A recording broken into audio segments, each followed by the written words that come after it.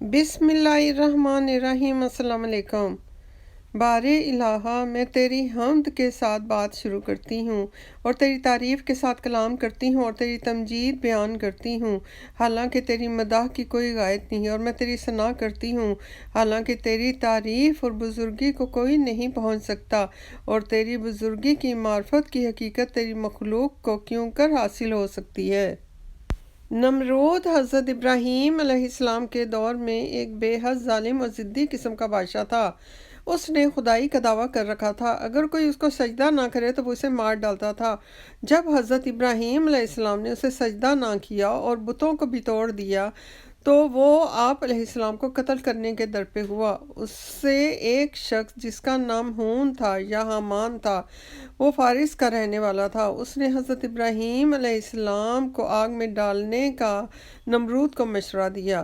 اس شخص کا انجام یہ ہوا کہ اللہ رب العزت نے اسے زمین کے اندر دھنسا دیا۔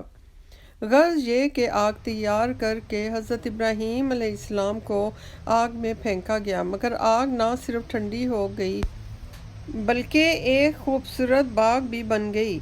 اس وقت حضرت ابراہیم علیہ السلام کی عمر مبارک 16 برس تھی۔ جب یہ نظارہ نمرود نے اپنے محل کی چھت سے دیکھا تو وہ بے ساختہ بول اٹھا، اگر کوئی خدا کو پسند کرے تو مثل خدائے ابراہیم علیہ السلام کے۔ نمرود نے کہا کہ ابراہیم علیہ السلام کا خدا واقعی بڑی قدرت والا ہے۔ نمرود نے کہا، اے ابراہیم علیہ السلام، میں سمجھتا ہوں کہ تیرا پروردگار بڑا قادر ہے، میں چاہتا ہوں کہ اس کے نام کی قربانی کروں۔ آپ علیہ السلام نے فرمایا، جب تک تو اپنے مذہب میں ہے تیری قربانی قبول نہ ہوگی۔ آگ کو گلزار بنتا دیکھ کر نمرود کی بیٹی اور نمرود کی قوم کے بہت سے لوگ ابراہیم علیہ السلام اور اس کے خدا پر ایمان لے آئے۔ اللہ اکبر!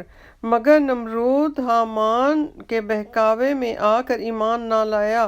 غرض نمرود نے حضرت ابراہیم علیہ السلام کو ایذا پہنچانی چھوڑ دی اور وطن چھوڑ دینے کا حکم دے دیا، اور خود اللہ رب العزت سے جنگ کرنے کے لیے لشکر تیار کرنا شروع کر دیا۔ استغفر اللہ۔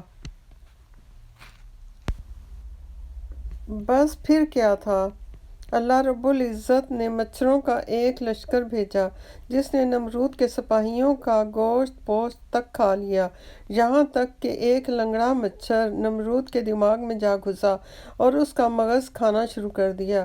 مچھر کے کاٹنے سے نمرود کو تکلیف ہوتی، اور جب کوئی چیز نمرود کے سر پر ماری جاتی تو اسے آرام محسوس ہوتا۔ غرض یہ کہ وہ خود لوگوں سے اپنے سر پر جوتے مارنے کو کہتا۔ وہ 40 برس تک اسی اذیت میں مبتلا رہا اور پھر واصل جہنم ہو گیا۔ ارشاد باری تعالیٰ ہے کہ ہم نے ان کے آگے بھی دیوار بنا دی اور ان کے پیچھے بھی، پھر ان پر پردہ ڈال دیا تو یہ دیکھ نہیں سکتے، اور تم ان کو نصیحت کرو یا نہ کرو، ان کے لیے برابر ہے، وہ ایمان نہ لائیں گے۔ اللہ اکبر!